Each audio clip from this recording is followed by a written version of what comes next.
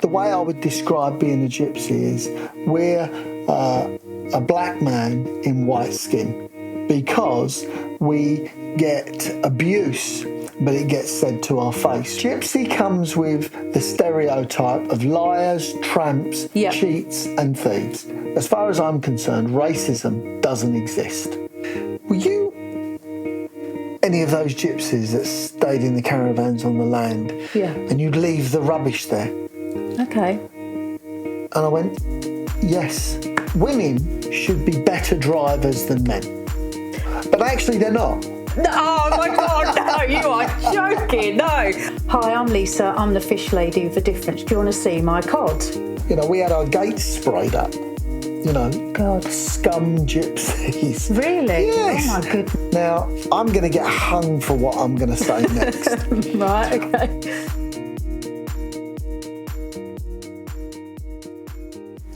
Welcome to the show. We've got a really exciting show today. We're all about overcoming adversity and giving you hope and inspiration, but believing in yourself that you can achieve anything in life. And today's guest is legendary. He's come from adversity to the billion-dollar powerhouse. And Alfie Best, thank you so much for joining us. Well, he couldn't make it today, and with a build-up like that, I don't know where he is, but thank you very much. Pleasure's mine, Lisa, and thank you. Wonderful to come on your podcast. Thank you so much, and thank you for joining us. And the thing is, you speak everywhere, and you're one of the entrepreneurs known in the UK for public speaking, so you're in high demand, so we're pleased you're here. Look, I wouldn't say that I'm in high demand. Look, I'm a nobody. And anybody that steps above their station must remember where we're from. Okay. You know, but for a man or a woman to achieve their goals, it is important to know where they come from. Yeah. You can't build on quicksand. You've got to build on solid foundations. Yeah. And that comes from knowing who you are. Yeah. It took me a long time to accept who I was openly. Okay.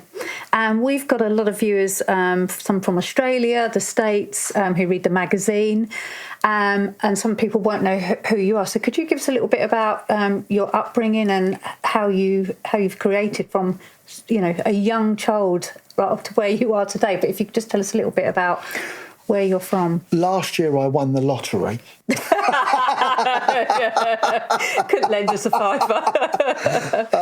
Okay, look, my name is Alfie Best. I'm a gypsy. Yeah.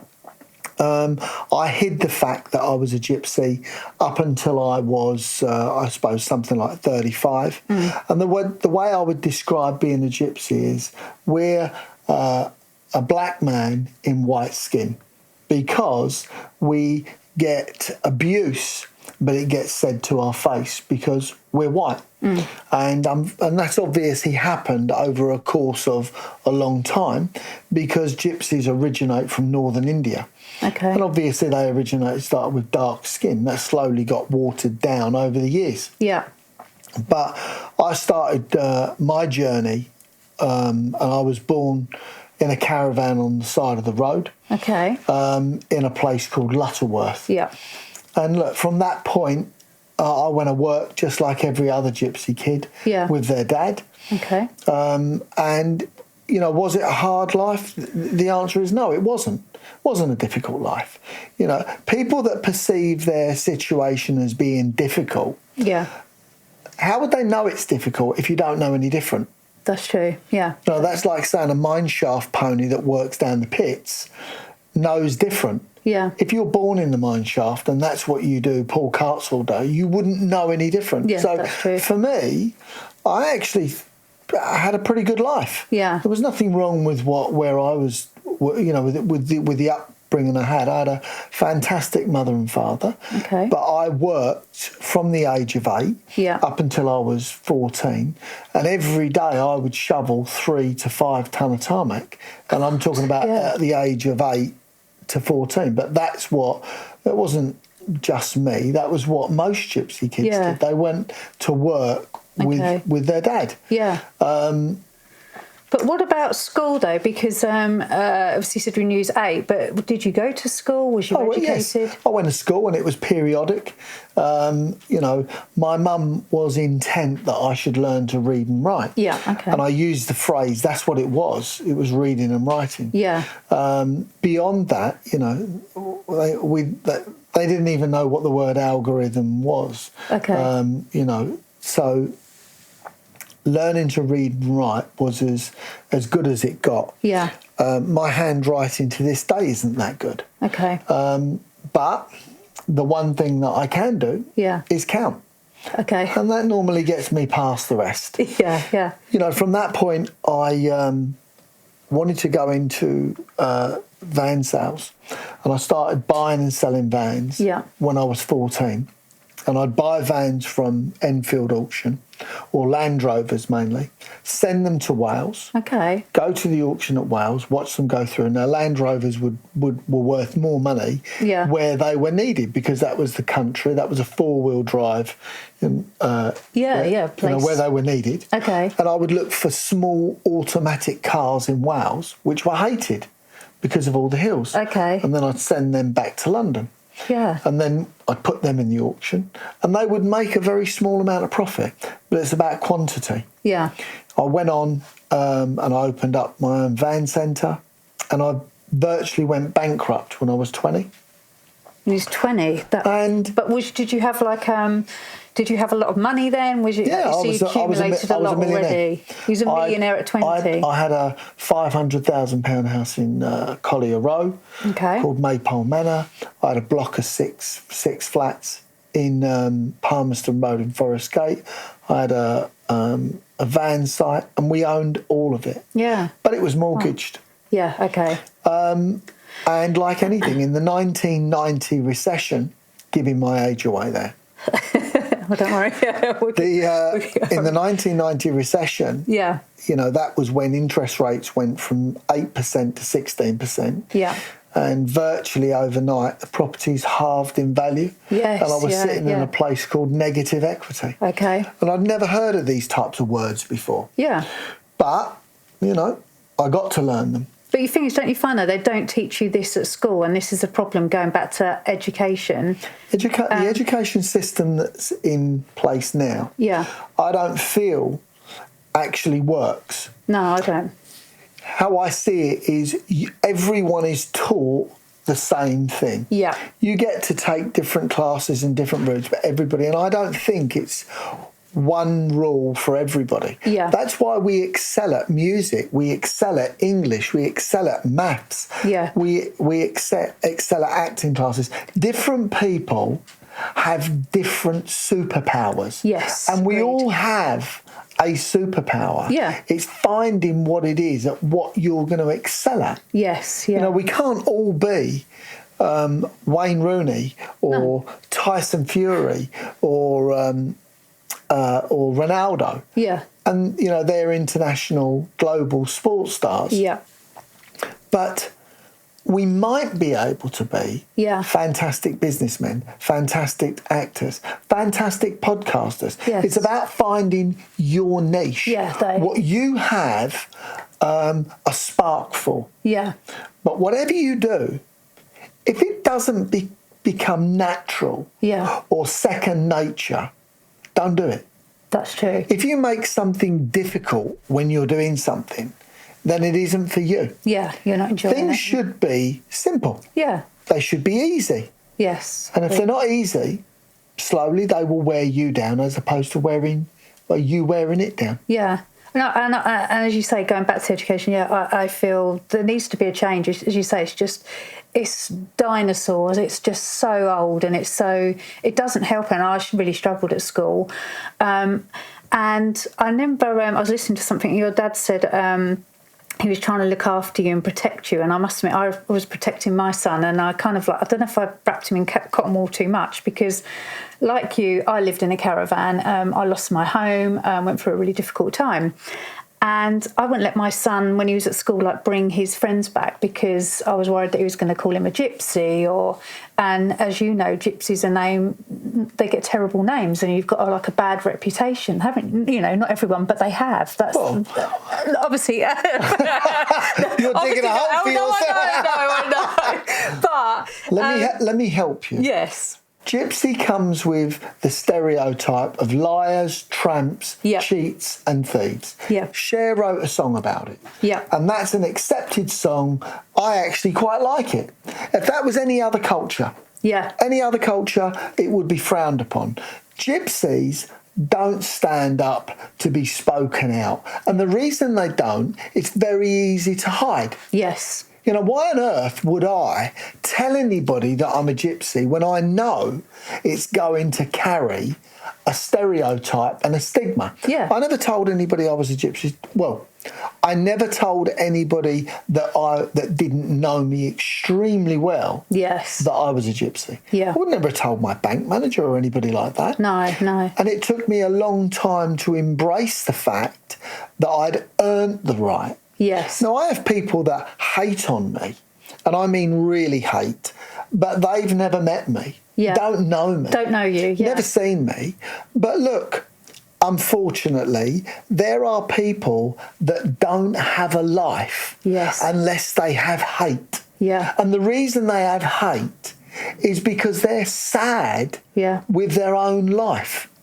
They're sad and they're bored. Yeah. Because if you're not bored, we're all getting on with our life. Yeah. If you're busy, you haven't got time to hate on somebody else or concern yourself what somebody else is doing.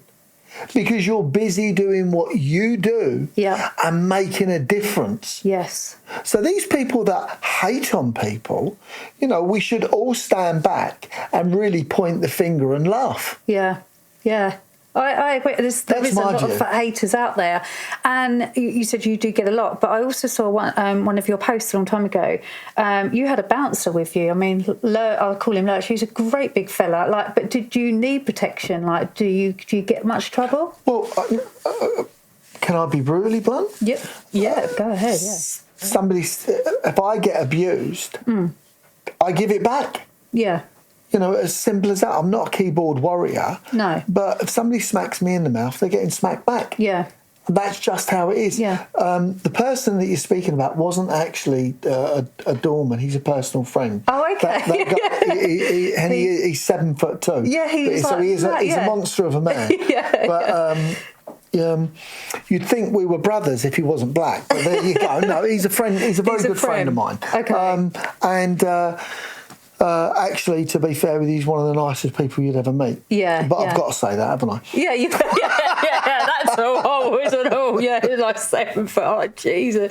Okay. No, I was, as you say, because you read about it in the papers, or you see, as you say, you never know what people are going to be like, because if you've got a lot of money, if you say you've made over $1 billion now, and that comes with obviously a lot of stresses. Look, the moment, here's why most wealthy people don't want to be in the public eye or actually be outspoken about something, is because they become a target. Yeah. And they become a target for people that have never achieved or feel it's their God-given right to say how bad they're done by, and they should be taxed more and they should do more for the community, when actually those people possibly employ hundreds of people, have invested within the country. And I ask those people that are pointing at those people and putting them down, what have you done? Yeah, that's right. Yeah, what have you done to help change society? Yeah. What have you done? Have you done anything? Yeah. And here's the other thing. When somebody's hating on you and they're putting you down, I look at it this way. Thank God I'm taking up free rent in their mind. Yeah. Yeah, that's true. Yeah. Because while they're hating on me, they're not hating on somebody else. Yeah, that's so true. Yeah, absolutely. And I've got broad enough shoulders that I've had it all my life. Yeah. I had a conversation with Mia Motley, who is the Prime Minister of Barbados, and I've got a lot of time for her. She's a wonderful woman. Yeah. And we became reasonably good friends. And I then became very good friends with the Deputy Prime Minister, Santia Bradshaw. And these are salt of the earth people. These are great people. Yeah. And I was sitting down at dinner with Mia Motley. And I said to Mia, I said, look, Mia, I said, as far as I'm concerned, racism doesn't exist. Okay. And she was like, Mia's a big woman. I thought I was going to get a right-hander. And she knew I was a gypsy. Yeah. And that's why we sort of got on so well. Yeah.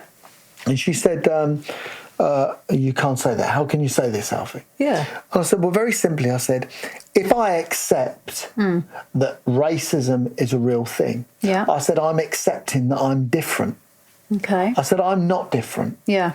I said, racism was a made-up word by a white man that said to somebody that wasn't completely white, okay, the reason he's abusing you is because he's being racist. That is saying you're different. Yeah, yeah. It's not. It's abuse. Okay. It's complete abuse. And allowing people to abuse people ain't right. Isn't right, yeah. In every creed, colour, race, or whatever it is, it's abuse. Yes. When I was a kid and I went to school, I'd have to my face, oh my God, them thieving, stinking pikeys. Now, hold on a minute. Okay. They've not just made that up. Yeah. That's come from their family environment. Yeah. But the truth of the matter is I've got two choices. Okay. One, have a fight about it. Yeah. Or two, smile and wave. Okay. And when you're there, do you know, sometimes you just smile and wave. Because my dad always said, just don't tell anybody you're a gypsy. Yeah. It comes with a stereotype. It comes with a stigma. Yeah. Now, it's only just in the last, I would say, 20 years. But there have been some superstars that have been gypsies that people don't even know existed as gypsies. Yeah. But they are. Oh, yeah. Mother Teresa. Yeah. Yul Brynner. Okay. Charlie Chaplin. Elvis Presley. All gypsies. Jeez, yeah. Wow. Now, and I could go on with the I bet list. there's more. Yeah, yeah. I could go on. Yeah. But here's the thing of it, is they knew the detriment that it would do. Yes, yeah. You know, you would be surprised now how many international global football players that actually daren't come out. Really? Yeah, yeah. A cousin of mine was a football player, Freddie Eastwood. Okay. And he said to me, he moved clubs once. He said, and they sat him on the bench. He said, he knew it was because they knew he was a traveller. And you only think, like, what? Like, well, no, I said to him, did you nick anybody's boots? Well, that's the thing, you have got stigma. And do you know what, is it the film and movie Snatch? You go back to that, they've created perception in people's minds, you know, like gypsies are thieves. I'm so pleased you said it was about gypsies, because for the moment when you said Snatch I thought something else. No, I meant the advert.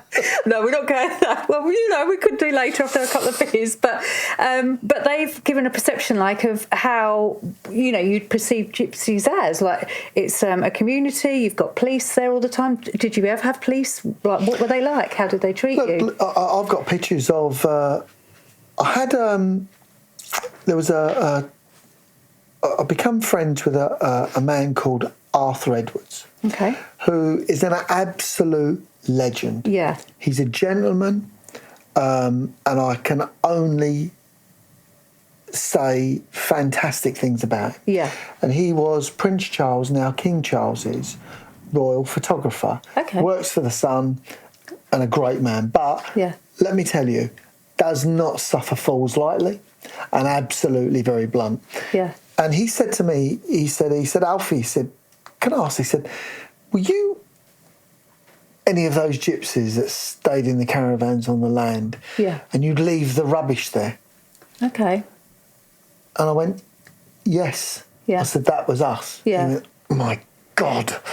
And he hated it. Yeah, okay. And I said, Arthur, I said, the reason I say yes to you is because I don't want to lie to you. Yeah. I don't want to tell you anything that's wrong. Okay. I said, but do you want to know the reason why? Yeah. He said, I said, because if you've got 10 police cars and dogs telling you you've got to get off the land, what do you think? They're going to go out and pick all the rubbish up and then put it in bags and pack it away? Or do you think they're going to leave the site in a rush and just leave? He went, fair point. Yeah, fair point, yeah. Now, there was another time that I went to give an interview on BBC radio, and I turned up at the radio station. I couldn't believe what I'd seen. I turned up and there's a load of caravans in the radio station's car park. Right, okay. Dogs, cats, just the chickens. I thought, oh no. Yeah. So I go into the radio station, and they say, Mr. Best, do you condone gypsies parking on other people's land? I said, no. I said, I don't condone it. I said, but I said, firstly, you've got to make sure, I said, that it is gypsies and you're just not levelling the finger at gypsies. Yeah. He said, well, look into our car park. Okay. Aren't they gypsies? Yeah. I said, well, as a matter of fact, I said, no, they're not. Okay. He said, of course they are. So they're living in caravans. I said, well, actually they're not. I said, if you go and, I said, they speak French and they've all got French number plates on their vehicles. Yeah. And he apologised. He went, I'm so sorry. Yeah. He said, we just assumed. Sometimes things can look like one thing, and be another. And look, and what I would say to you, as a gypsy, I know that the bar is set higher for me to overcome, and there will be plenty of people that always want to look for you to do the wrong thing, as opposed to do the right. Yeah. You know, what I would say is, you know, that's what I accept. Yeah. I made the choice of telling everybody, 15 years ago, or should we say I came out? Yeah, you came out. And explain them for, a man has to know where he's from in life to know where he's going. Yeah, I agree. Now, we have built, Wildcrest Parks is the largest residential mobile home park company in the history of Europe. Yeah. Okay. Ever to exist. We've got 16,000 residents. That is a lot and of residents. 119 parks across the UK. Okay. So are all of our residents happy? No, they're not. Okay. Because you can't please everybody. No, you can't. No. Do we get it wrong as a company? Yes. Yeah. But do you know what I would say? I'm passionate about the industry. I love what we do. Yep. And I do the best I can for it. Yes. Now, I go and visit every one of my parks. Yeah. Most of the time when I can. Yeah, okay. When I can. And I meet residents that absolutely love it. Yes. And some residents that don't. Yeah. And there are a very small minority of residents that only live to actually hate on me. Yeah, okay. But with the good grace of God, and thankfully, we have changed the life of a lot of residents. Yeah. And we did a survey the other day, and we found 97% of our residents are very happy and enjoy living on Wildcrest Parks. To me, that's a big That's a tick massive, in the box. Yeah. I saw, because we'll talk about that a bit later, about a documentary you've made. And do you know what it reminded me of when you saw like the community and how it was? Is growing up like sort of 70s, 80s, you felt like a really nice community that everyone's there, they look out for you, they support you, you knew your neighbour. And it's not like that anymore nowadays. But when I watched that, I thought it felt warm, and it felt like everyone's got your back in that community. Is it like that? Obviously, without a few haters. No. Actually, it is. Yeah. The way I would describe it, and I don't want this to come across the wrong way, but it's like living in little or old Britain. Yes, yeah. That's what I felt it come across. And people say to me all the time, what makes you an expert, when you have no qualifications or no degree? I go, hold on a minute. Who better to buy a caravan from or a mobile home than a gypsy? Yeah. I've lived, breathed and ate them. Yes. I've lived them all my life. Yeah. So who else would be better? If I'm not an expert, then I fail to see how I could ever become one, or how anybody else ever could. I've spent 53 years in that industry. Yeah. So if I haven't learnt it by now, that's right. I'm never going to learn it.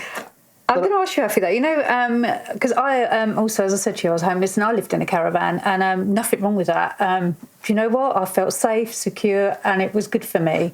But they have like a lifeline, I think it could be anything between 14 and 50 years roughly. But with your homes and that, is that the case, or are they built differently? Because they look more like park home bungalow. Like a bungalow. Let me explain if I can. Park home living is the solution to affordable housing. Okay, yeah. There's no stamp duty. Yeah. There's no land registration fee. It's band A council tax. Okay. And there are some councils that try to charge band B. Yeah. But most houses are band C or D. Okay. Most houses. So, plus their electricity is 28% cheaper. Okay. That is a huge... Now, the reason the government doesn't promote them is very simple. For the same benefits that the residents are getting, the government is not getting that tax. Okay. So it is a massive benefit. Yeah, that makes sense, yeah. So, it's, as you say, it's needed in this time. It's so difficult. And when you just asked about the time frame and the lifespan of the home, a house will only last 50 years or 70 years if you don't maintain it. Okay, right. A park home bungalow is built to a residential specification. Yeah. If it is maintained, it is like anything. It will last forever. Yeah. If you don't maintain it, 50 years. Yeah, okay. But that's the same as a car. A car will last forever if you maintain it. Yeah. It's about maintaining your property. You maintain it, it will last forever. Yeah. With regard to the agreement that allows you to station the home on the park, that's called a 1983 Mobile Home Act. Right. And it is basically a lease agreement, but with no time frame. Okay. Yeah. It's an indefinite period of agreement. Okay. To station your home there. Right. So the residents, really, they've got savings and they feel safe, they feel secure. It's like the old England, as you said, and the bills reduce. So why wouldn't you want to live there? And I've seen, is it the castle where one of the homes are? I mean, wow, it looks beautiful. We've got a particular park called Saltmarsh Castle, which is stunning. built within the ruins of an old castle. Yeah. It's a wonderful, beautiful park. Yeah. I love what I do. Yeah. But I'm a realist. Yes. I live in the real world. Yeah. So when I don't expect it to be happy clappy every day. No. I have my problems. Yeah. But is life good? I make life good. Yeah. Unhappy people are always going to be unhappy. Yeah. If my mum, for instance, who I love dearly, and she's on the film The Gypsy Billionaire. I saw your mum and dad were like, we saw some pictures of them. They look as like, I saw them, when they were younger. But my mum is the sort of person, if it's sunny, she'll sit outside and go, oh my God, I can't stand this heat. If it's raining, it's too wet. If it's cold, but that's my mum. Yeah. And she's from an old era. Yeah. So there are going to be a lot of people that they're always going to be half empty as opposed to half full. Yeah. I prefer, whether I'm having a bad day or a good day, it's always a great day. Yeah, that's a good way to... If you take that Mentros, then I think it will help you a long way. Absolutely, and I couldn't agree more. Yeah, as you said, it's about mindset. And I want to go back to when you lost everything. And for me, humiliation was probably one of the things I really had to overcome. So I was working 2 or 3 jobs, working 14 hours, wasn't in a good place mentally. And like one of my trainers, and I've kept it as a souvenir, to be honest, Alfie, because it's got a great big hole in it. You could see my feet coming out. And I was humiliated because I was still surrounded with the people I knew. You know, they've got wealth, which is cool. I wasn't worried about that. But I felt humiliated in myself because I'm cleaning floors at my age, and obviously not now, but I was. And I had to overcome that humiliation, and I would sneak in there, like going in and cleaning and like make sure no one saw me.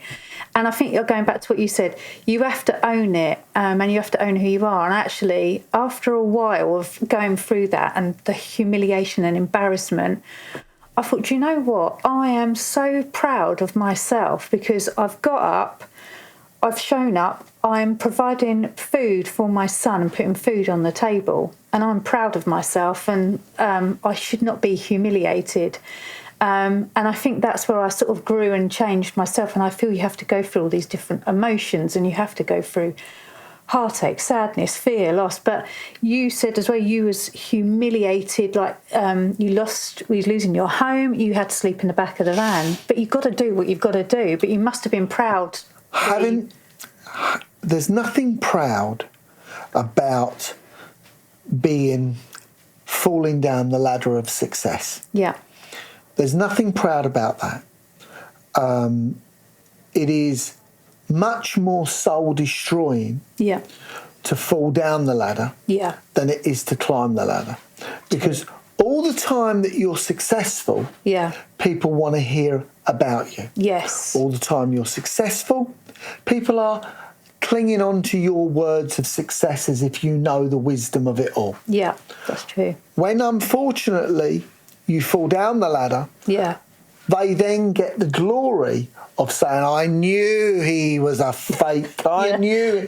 And that's because they've never had the gall to even try. Yeah. So I say to everybody that has ever started and failed is start again. Yeah. Because the truth of the matter is you're not starting from ground zero. No, you're right. You're starting from experience. Yes, yeah. But I from somebody that did fall down the ladder. Yeah. And don't think that can't happen again. Yeah, that's true. That can. Yeah. And it can happen to me. Yeah. No matter where I sit on the chessboard, it can happen. I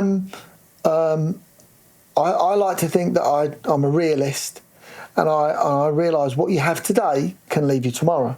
Yes. And somebody asked me the other day, they said, but you're very successful, Alfie. I said, ask me that on my deathbed. Yeah. And I'll tell you whether or not I ended my life successful. Yeah. At this moment in time, I'm successful. Yeah. Tomorrow, something can happen. Yeah. None of us, like, I saw people with businesses worth 50 million. Okay. Lose everything in COVID. Yeah, that's true. I saw a chain of pubs that a friend of mine owned. Yeah, yeah. Destroyed. God. Destroyed. Yeah. So, you never know what's coming around the corner. No, you don't. No, no. And what I say is, people tend to listen to a lot of people, and they'll listen to these podcasts. Listen once. Yeah. But make sure you do it twice. Okay. Yeah. Because we can all listen. We can. But unless you want to be a politician, listen once and do it twice. Yeah. Because the doing is far greater than the thinking, the talking, and the planning. Absolutely. I'm not saying you don't need to do all of those, because you do. Yeah. But the most important thing is doing it. Doing. Yeah. Getting up, doing it, starting. And that's a lot of people don't start. You've got to start. Doesn't matter where, as you say, it doesn't matter where you come from, where you are in life. Start. It's the journey. And do you feel, like you said, like the chess game? I feel life is like a chess game. There's lots of hurdles, lots of emotions you've got to go through, and you have to just keep going. But I found, though, I did struggle, Alfie, a long time ago. I didn't have any like cheerleaders for me, like pushing me or motivating me. I know you said like your mum and dad were really. I think I'm My like mum and dad have been so supportive along the way. So that's lovely that you got their support, and you need that, don't you? And I didn't have that, so I did struggle with that. And like if you had a business idea, I'd talk to friends, but they've never had a business, and that was the wrong thing to do because they're like, you can't do that. That won't happen. So in the end, I came back and I thought, right, the only person I can be a cheerleader for myself is myself. And I cheerlead myself on. But then I think listening to podcasts or speaking to someone like yourself gives me motivation. And that's why I wanted all of this to happen as well, as to give others motivation. Success, like it comes and you can fail, but keep getting up and keep rising. Look, I do these podcasts. I do around about 15 a year. Yeah. We get something like 5 invitations a week to do different. It is a lot. Yeah. To do different podcasts, and we pick the ones that we feel we're going to make a difference to. Yeah. And I do around about 15 podcasts a year, and we mark that as a limit. Yes. Okay.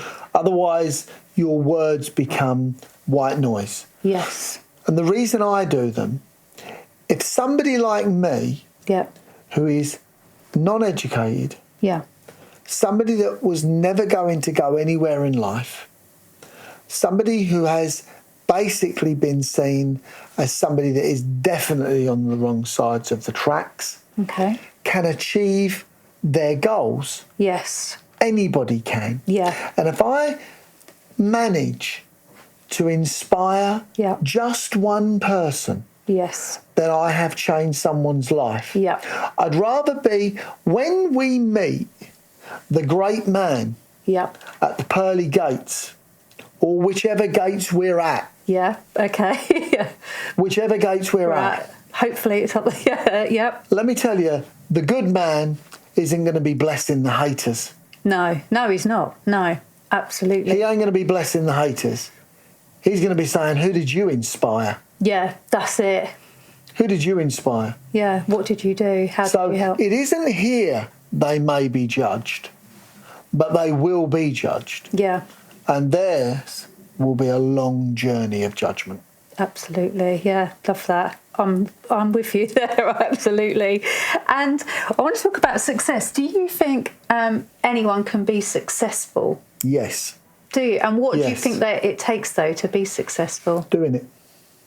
Just doing it. If I was going to be a road sweeper, I'd be the best road sweeper. Yes. Whatever you're going to do, put your heart and soul into it. Yeah. Don't half do it. No. Don't look at the watch clock ready to run out the door. Yes. You don't have to be a business person. You don't have to be the boss to be successful. I have many people that work within my industry. They're as successful as me, if not more. Okay. Because they believe in what we do. Yeah. They believe in the wild crest dream. Okay.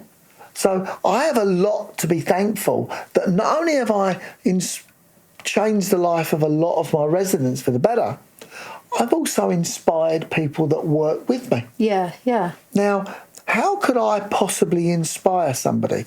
Because they believe in what we're doing. Yeah, that's it, yeah. I think that's, as you say, is having the right team partnership and you all want the same thing. What do you think about women in business? What do I think about business? Women in business? Yeah. I think 3 things. Okay. Men and women are different creatures. Yeah. Okay? And men and women are not equal.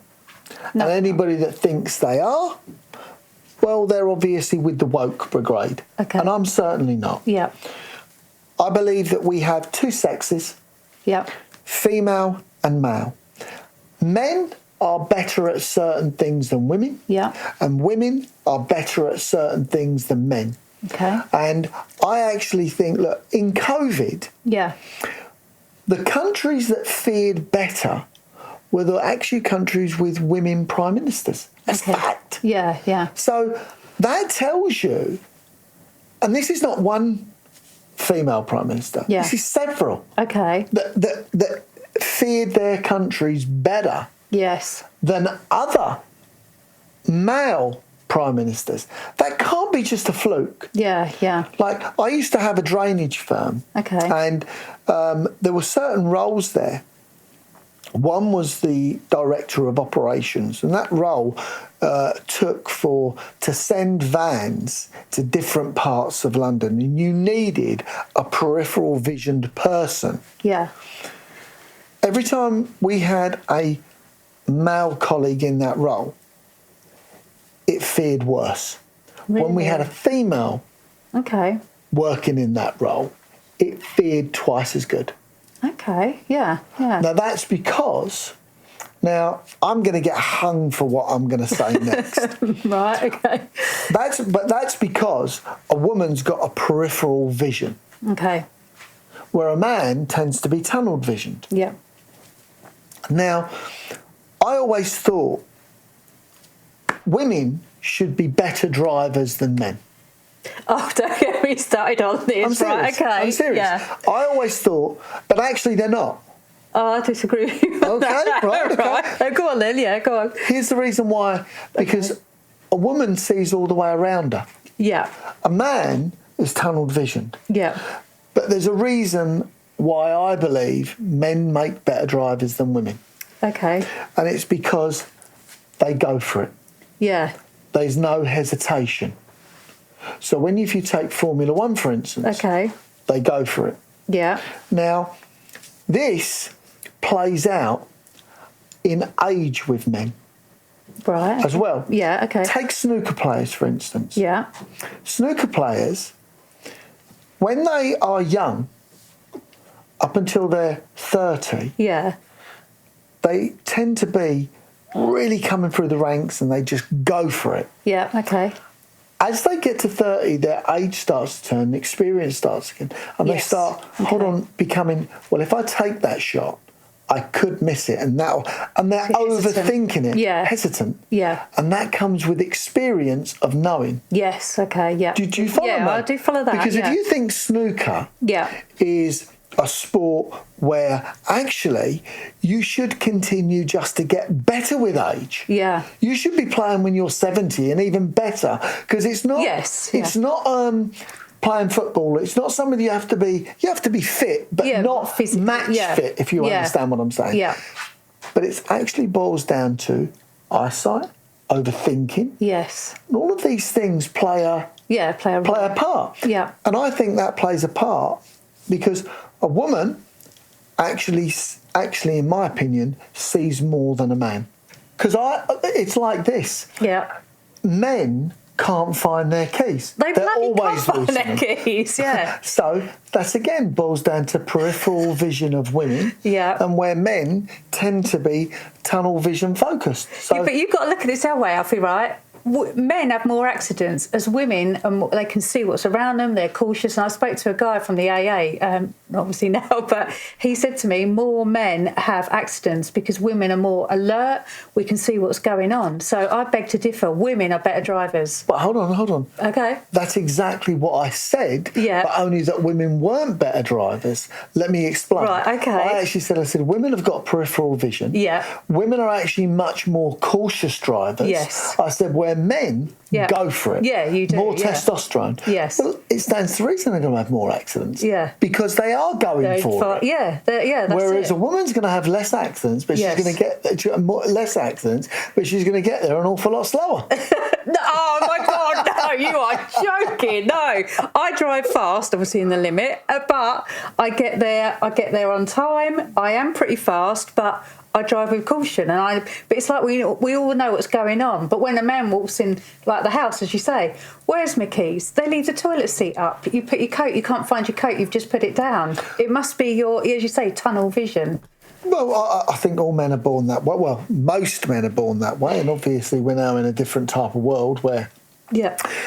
you can't tell whether it's woke, female. But for me, there's two sexes, male and female. Male and female, yeah, okay. And Alfie, I want to go back to this time as well, right? Years ago, I had a sales job. And it, do you know what, it was tough. I had to knock round Croydon, door to door, and I had to sell, and it's hard. And this is my pattern because this company I work for, he said, you won't sell anything. I've been trading for over 20 years. No one's ever sold anything. And I had to sell fish door to door. So I thought, how am I going to sell a box of fish? So I knocked on the door and I'd be like, hi, I'm Lisa. I'm the fish lady with a difference. Do you want to see my cod? And that got them laughing, and I'd get the sale. And I made 3 sales the first day. But what do you think, because you were a sales guy, you were knocking on people's doors, like selling tarmac, and that's got to be a hard sale. But what do you think it is to take, like, for a salesman, what makes a good salesman, and have you got any tips? Well, I think everybody has their hidden talent to be able to sell. And exactly as you said, humour is the first thing. But without you realising it, you weren't using humour, even though you were. Yeah. You were using humour as a distraction. Okay. So the moment all of a sudden you're not selling them something and you're telling them a joke, which is free, now all of a sudden they're laughing with you. Yeah. And if people are laughing with you, they're then more susceptible to talk to you. Yes. And if they're talking to you, you have more chance to make a sale. Yeah. So for me, the best advice that I can give to anybody is always make sure you're personable. Yeah. Always make sure that you take an interest in the person. Okay. And thirdly, don't sell them anything. Okay. Find out what their needs are. Right, okay. And their needs is what you cater to. Okay. A good salesman looks at his customer and delivers what his customer needs. And everybody is a customer for something. Okay. Yeah. Including me, including you. Yeah. All of us, we are all customers. Yeah. But it's about delivering what your customer needs. Yeah. Okay. Okay. Good advice. And I had to overcome my own downfalls. I was dyslexic, so at school I really struggled with reading and writing, and I would use humour to get out of it, to stop kids taking the piss, basically. And I did struggle with that, but I had to overcome it. And I really put a lot of time and effort in to work on my weaknesses, and that was my weakness. Have you had any downfalls, and how have you overcome them? I think I've had loads of downfalls along the way. You know, like I lost virtually everything when I was 20. Yeah. I've been criticised for being, abused for being a gypsy. And I get abused now for being successful. Yeah. I get abused now for people that are unsuccessful. Okay. That have nothing in their life. Yeah. No, that goes with the territory. True. Yeah, yeah. That goes with, if you don't want to, have abuse, if you don't want to suffer what's going to go on, be a nobody. Yeah. And do nothing and hide. Yeah. That's not what life's about. No. Now, the way I would describe haters is this. If you think of yourself as a wonderful, beautiful strawberry. Okay. Everybody loves a strawberry. Yeah. It's got everything going for it. Yeah. It's sweet, it's wholesome, it's good for you, and it looks beautiful. Yeah. As a food. Okay. Correct? Yeah, it does. But there'll be somebody that doesn't like strawberries. Yeah, that is true. So, of course, you're always going to have some people, no matter how much of a beautiful strawberry you are, they don't like strawberries. Yeah, so, you know what I would say? Yeah. Enjoy yourself for who you are. Yeah. If they don't like you and they feel that they have to voice that, you've won. Yes, yeah, you have. You have won. Okay. I get that. Because, if I don't like somebody... Yeah. Do you know what I do? No, what do you do? Don't have them in my life. Yeah, remove them, I don't want them in my life. And I just want to ask you two last things. One is you went through divorce or separation. How hard was that for you, and how did you overcome that? Look, divorce is difficult for anybody. And I have a wonderful partner now. Yeah. Fantastic. We never But see her though. Does she not like being out on No, camera? she doesn't look. My family, on the very first television programme that I did, Yeah. which was the Big Fat Gypsy Fortune, Yeah. you know, we had our gates sprayed up.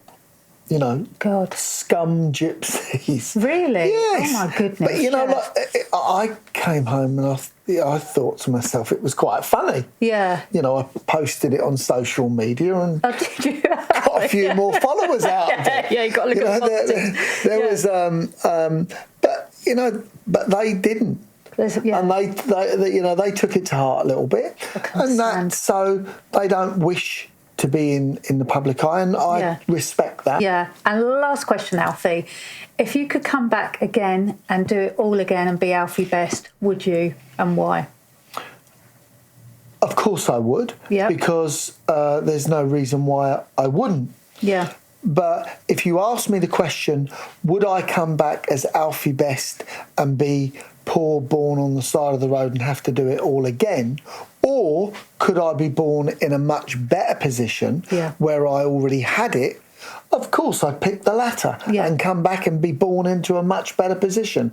All of these fairy tales of saying it's great that you earned it and made it on your own.